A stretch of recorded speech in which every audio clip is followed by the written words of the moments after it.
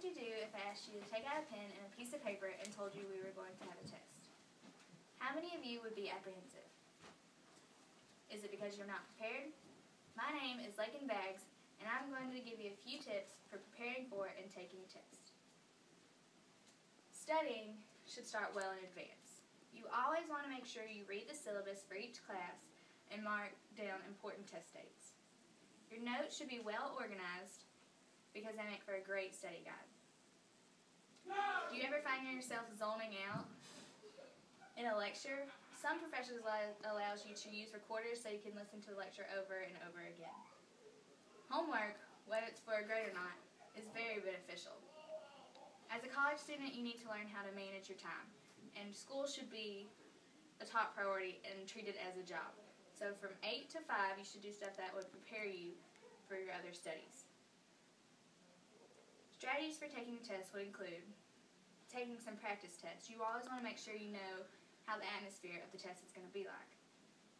You could also get a study group, people that come together with the same difficulties and talk about it and discuss through it and figure out how to fix it is a great opportunity. You always want to make sure you mark an answer on the test. Whether you know it or not, just put an answer down, because if there's only 4 answers, you have a 1 in 4 chance of getting it right. Remember, it's okay to take a time out. Everyone needs a break and everyone needs to relax. Preparation for the test begins with getting some rest. Usually you'd want to have 8 hours of sleep a night. However, since you are going to be up studying for a test, 3 is the minimum you would probably want to get. Make sure you wake up in the morning early enough to eat and get your mind and body going. Also, you want to wake up early enough to look over the main topics of the test. This way, when you walk into the testing area, you will have the main topics fresh in your mind. Try not to stress from this point on. You've done all you could do. For the day of the test, you might want to bring some extra materials. Some pencils just in case your lead breaks, calculator, extra batteries for the calculator, scratch paper, and maybe even a watch so you can look at the time every now and then. You want to make sure you read the whole question. Don't partially read because you might not understand it fully. Do the easy questions first. If you get stuck on a hard question, don't worry, don't get frustrated, skip it and go to the easy ones.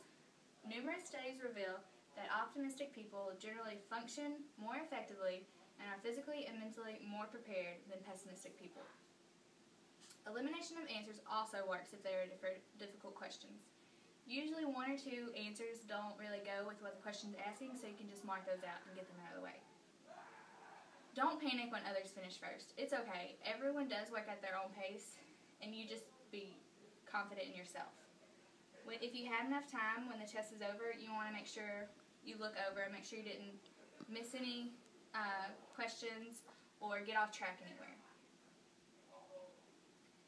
When a professor hands your test back, you always want to make sure you check for errors.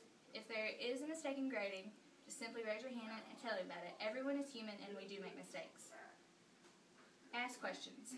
When you see you miss some, you don't understand why, always ask questions. No question is stupid. You want to make sure you know and fully understand why you missed a question for future exams. You also want to make sure you keep the test so that if you have a comprehensive midterm or final, you'll be able to use that as a study guide. Remember, testing is a way to show what you know. Thank you.